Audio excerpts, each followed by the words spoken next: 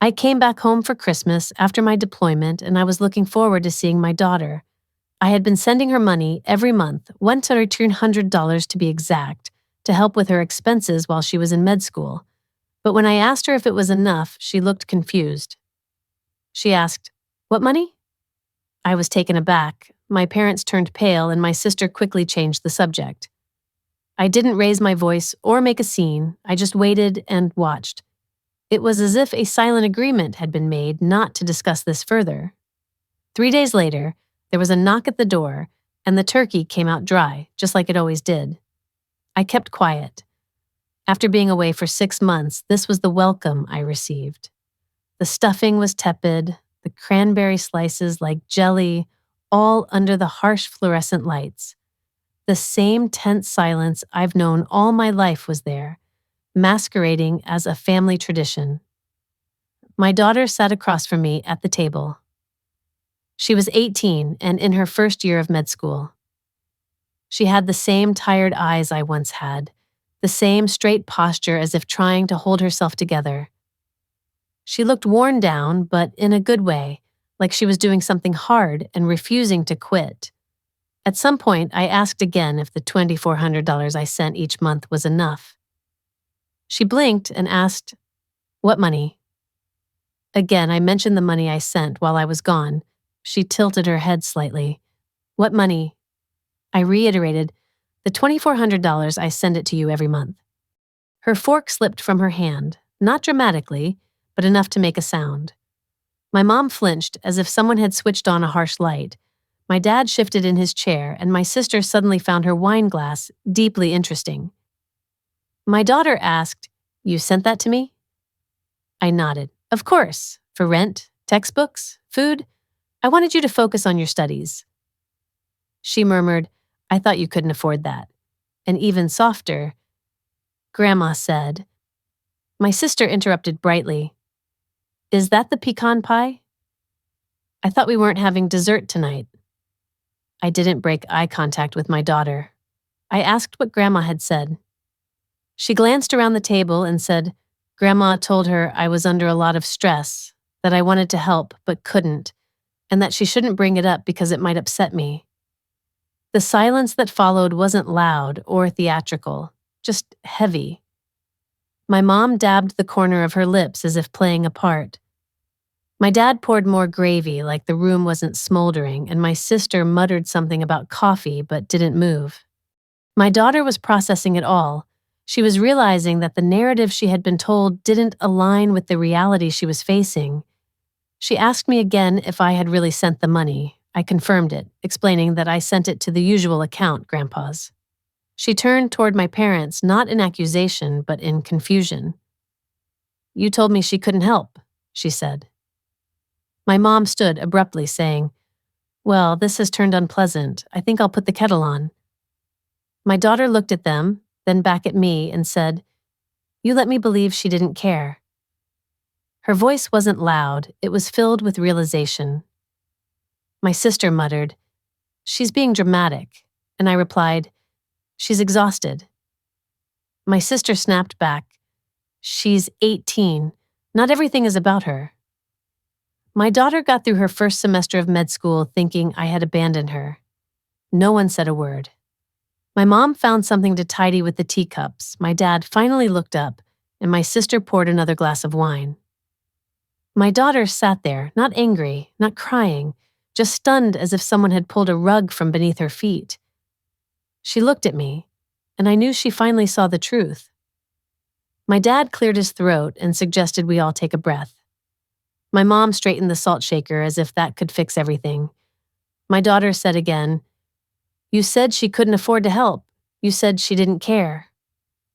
My sister accused me of rewriting the story to make myself the hero. My daughter said she worked double shifts, her voice cracking. She didn't sleep. My mom muttered, "Oh, for God's sake, you survived. Stop acting like it's a tragedy." I reiterated that my daughter made it through her first semester thinking I had abandoned her. No one had anything to say to that. I stood up, and so did my daughter. She said, "I'm coming." I didn't argue, I didn't look at any of them. I just walked to the door and she followed. We didn't speak in the car, not until we were a few blocks away and my hands stopped shaking. She was staring out the window, jaw tight. I wanted to say something, anything, but I knew better. I've been her, sitting beside someone who meant the world to me, trying to make sense of things that didn't add up. I remember that moment so vividly. I tried to hold myself together, knowing that if I let myself fall apart, it might take everything I had to put myself back together again. I found myself at a gas station, the kind that stays open late, parked under a flickering light. My mind was racing and I could hear her voice, low and careful, asking if it was true. Every month? I confirmed it, $400 for her, $400 for their house, sent like clockwork through Grandpa's account because of the exchange rate. She nodded, her gaze fixed on the windshield, unblinking. I tried to decipher the silence between us, wondering if it was anger, grief, or perhaps a mix of both. I felt compelled to speak, to tell her that I never believed she didn't want to help, but she remained quiet. My hand almost reached out to hers, but I stopped myself, knowing she wasn't ready for comfort, at least not that kind. So I sat there, allowing the truth to settle in the space between us. In that stillness, she whispered something that cut me deeply. She thought she didn't matter, that perhaps I was finally free and didn't want to return.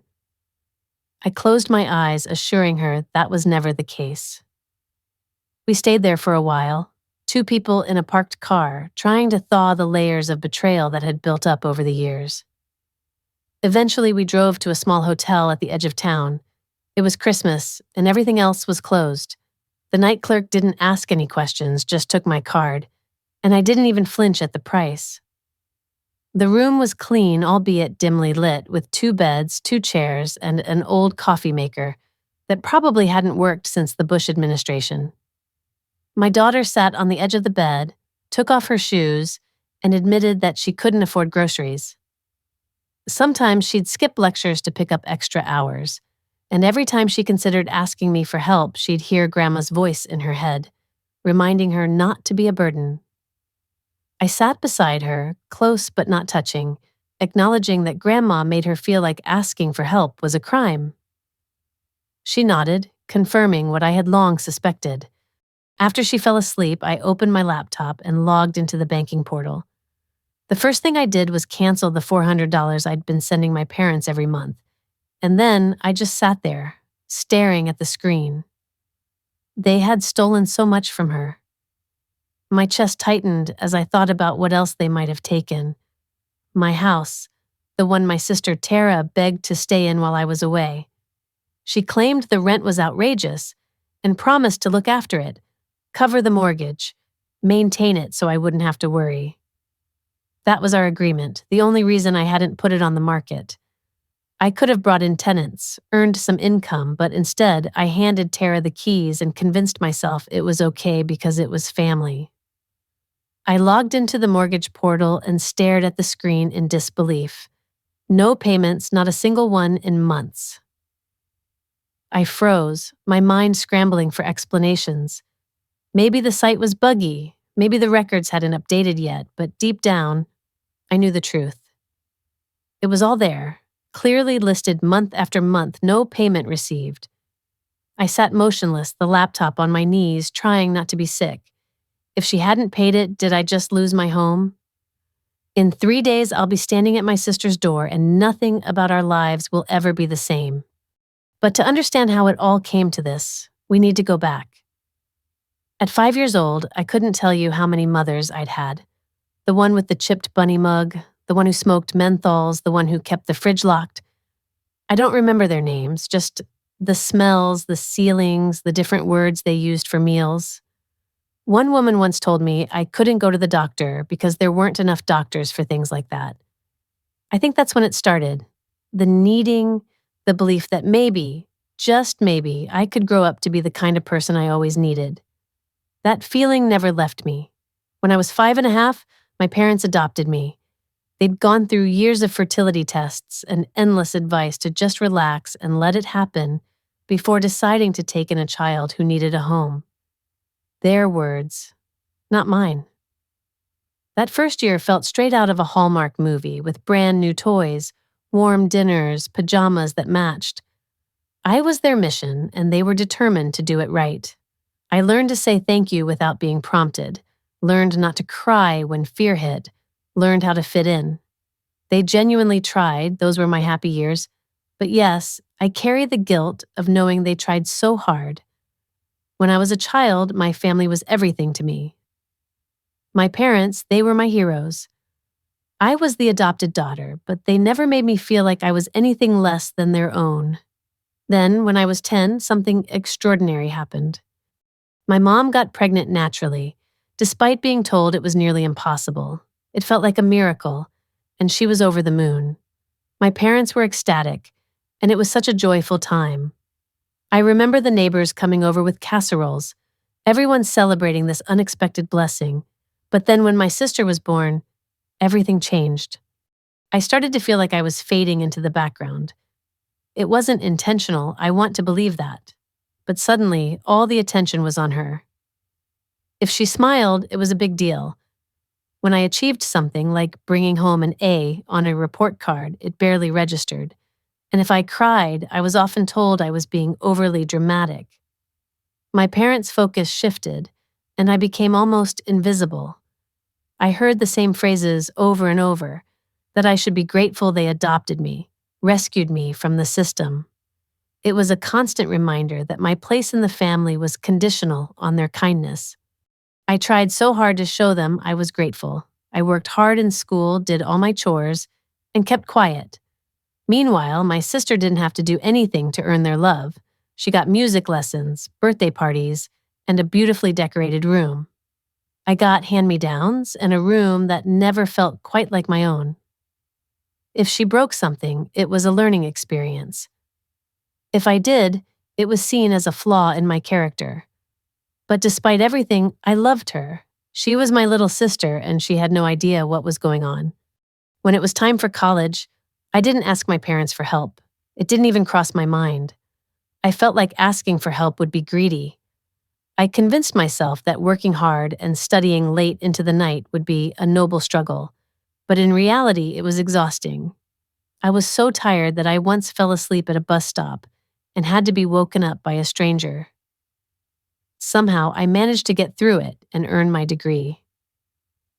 When I started working, I felt indebted to my parents for saving me, so I began helping financially.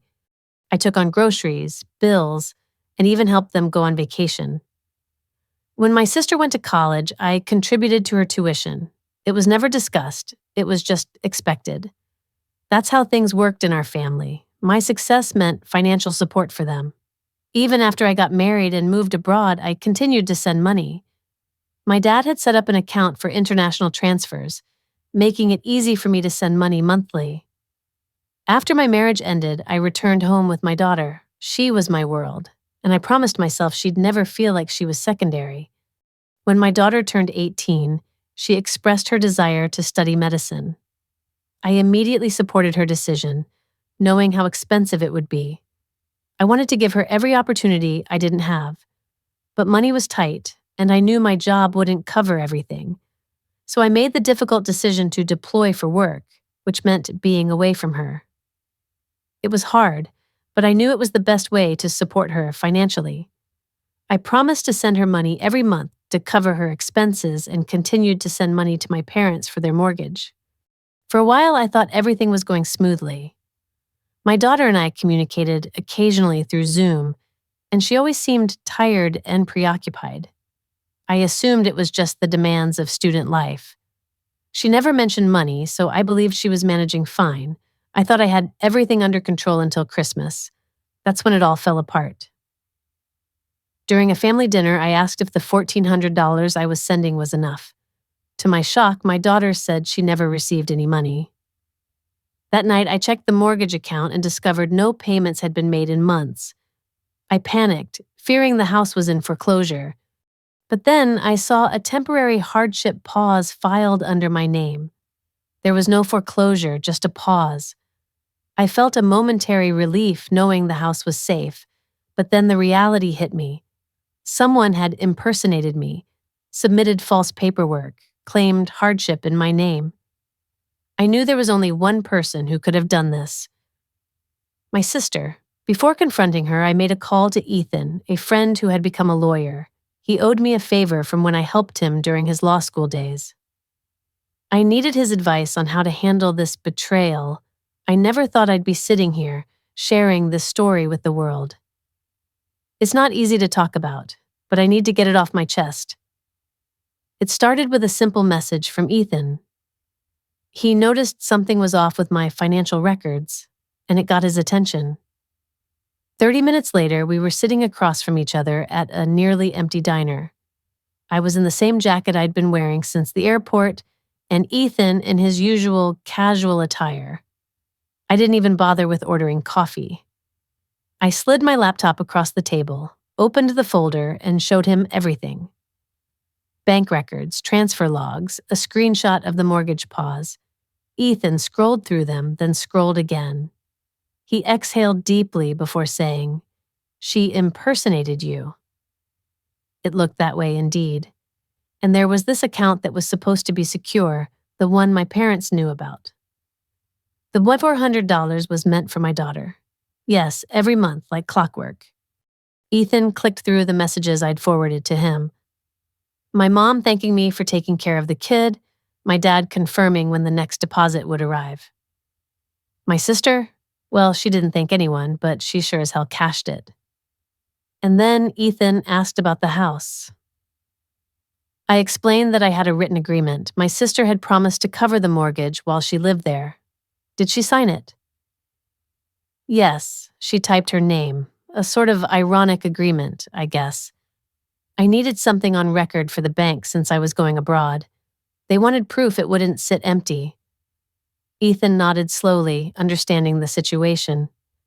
And you have the messages showing that the $1,400 was for your daughter? Yes, I did.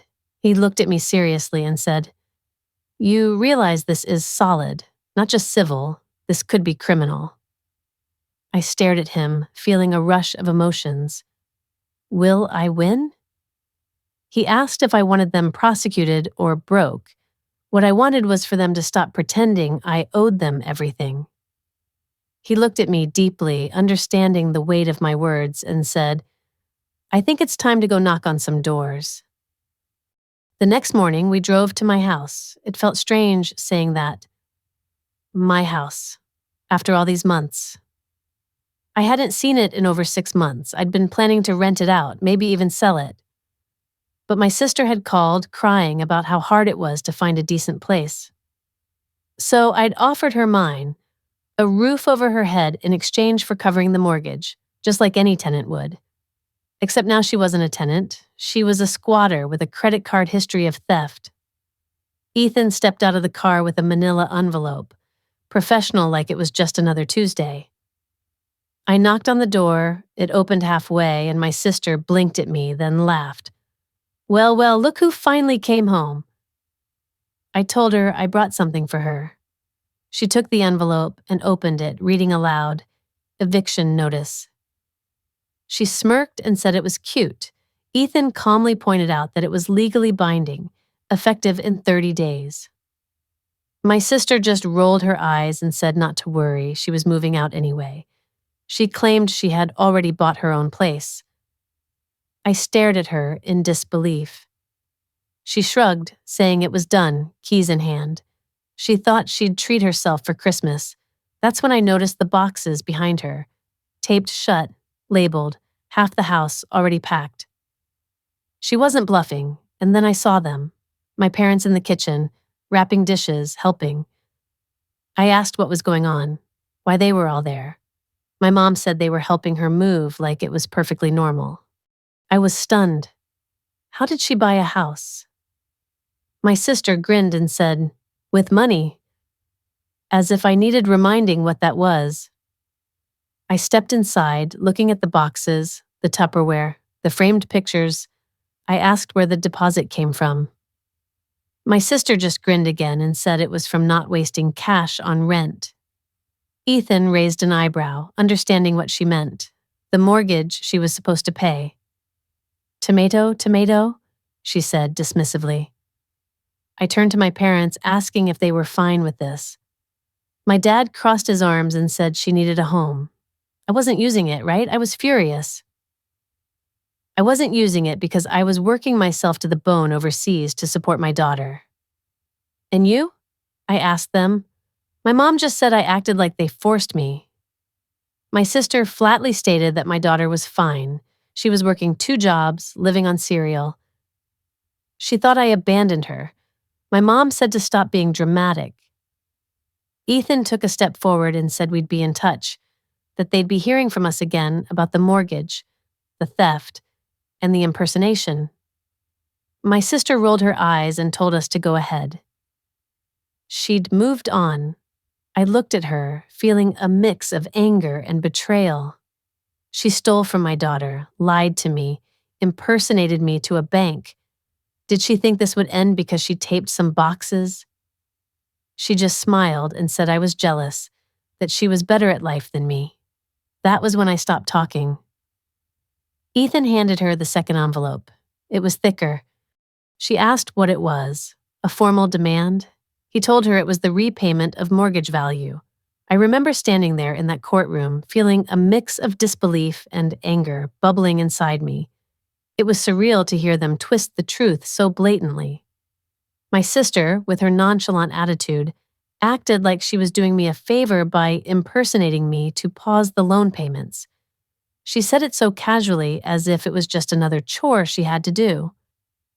Meanwhile, my mother stood there, arms folded, defending her.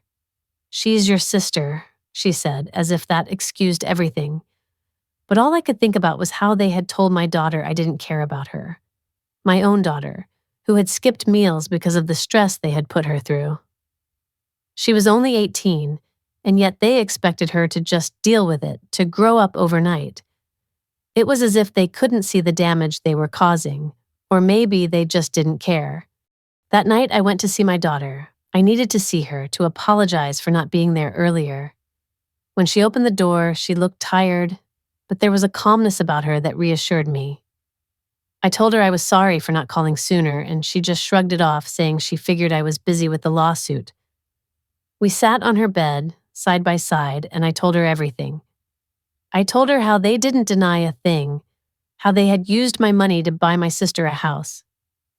Her reaction was so quiet, so still. She just said okay, as if she had expected it all along. But that wasn't okay, not to me. I promised her that she wouldn't have to work 2 jobs anymore. I would make sure of it.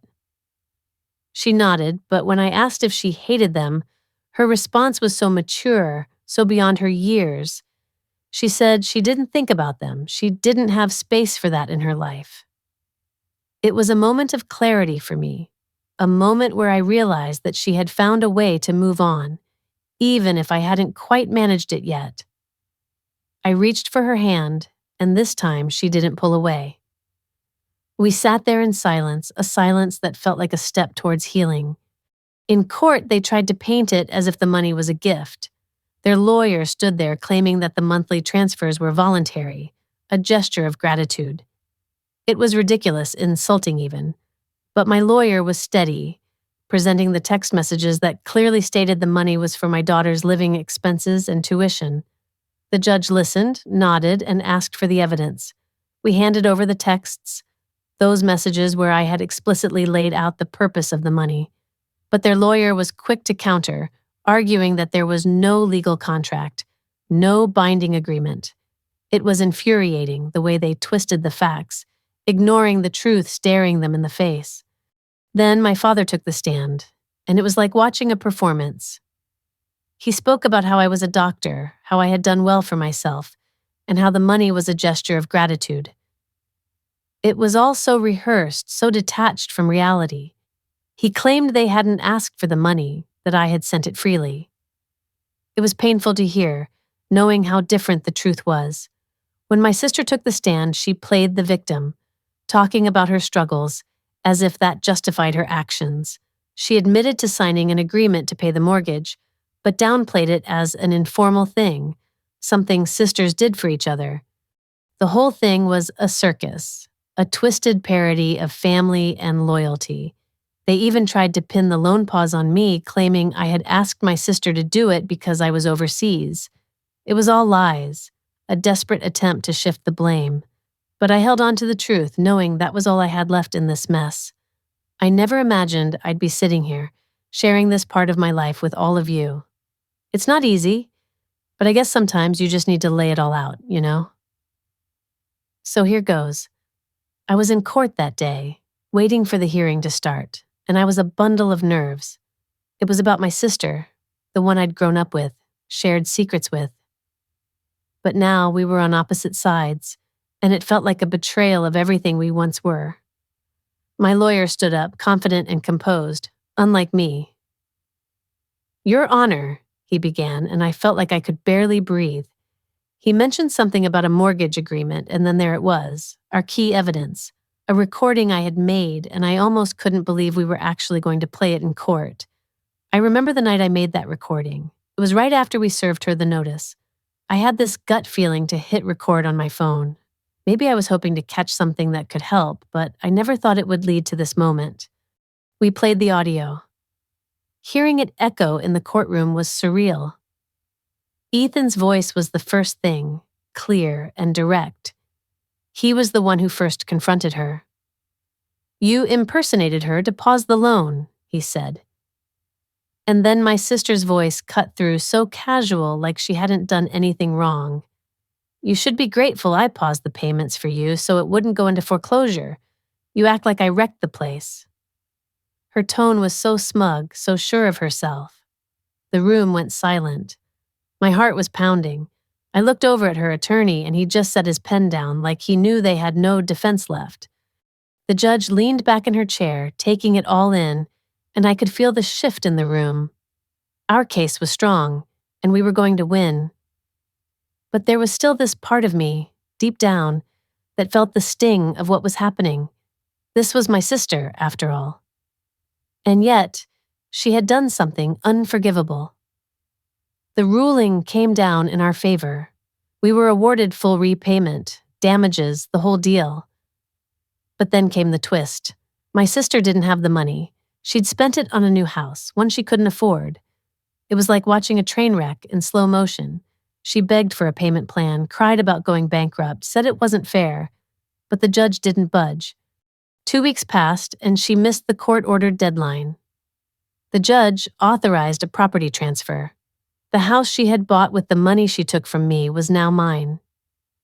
It was a strange feeling, like justice had been served, but at the same time, it didn't erase the hurt. Her share of the equity matched almost exactly with what she owed, and the process took time, but when it was finally done, it felt like a weight had been lifted. The house was mine now, the one she'd tried to flaunt. The day after, I called my rental agent. 2 properties meant 2 tenants, 2 steady income streams. I was securing a future, not just for myself, but for my daughter too. My daughter. She was my rock through all of this. I called her up, and she didn't say, "I told you so," though she probably could have. She just said, "So we won," and I replied, "We did." It was a victory, but it didn't feel like one you celebrate with champagne. It was more like a quiet relief. She told me she was quitting her second job, and I couldn't have been happier. She deserved some rest, some peace. I told her as much, but she hesitated, said she wanted to keep her barista job just once a week. She enjoyed it, she said. And I told her whatever brought her peace, that was what mattered. I went back to deployment for another 6 months. Not because I had to, but because I wanted to build a safety net, a little financial breathing room before I came home for good. Everything had changed by then. The rental income went straight to her, covering her housing, groceries, textbooks. For the first time in a long time, she wasn't barely scraping by, and neither was I. We video called every Sunday. She'd show me her class notes, her stethoscope, her dorm. It was hers, all of it. Clean, calm, a little sanctuary she could call her own. And sometimes she'd say, "It's strange how much easier school feels now." I'd nod because I understood. After years of struggling, just being able to breathe felt like a luxury. 6 months later, I flew home and we saw each other at the airport. We hugged, no speeches, no tears, just a warm embrace. Her eyes had a spark again, a life that had been missing for too long. We found a cozy apartment near her campus. I didn't move in with her, that was her space, but we had dinner together every week, sometimes more. We talked about her future, her goals, medical school, what she might specialize in. We even talked about family or the lack thereof. One night, while stirring pasta, she told me she'd blocked Grandma, Grandpa, and Aunt Tara. Good, I said. I don't feel guilty, she told me, and she shouldn't. We tapped our forks together like they were champagne glasses. The house they tried to take from us. Now it was funding her dreams. As for me, I don't miss them, their birthdays, their guilt trips, their silence. It's easier this way. For the first time in years, I can breathe fully. So here I am, sharing this story with all of you. Did I go too far or not nearly far enough? Some people say family is everything. But what is family really if it turns its back on your child? I'd love to hear your thoughts. Let me know in the comments. If this story moved you, don't forget to hit that subscribe button and tap the bell so you won't miss what comes next. Thank you for listening.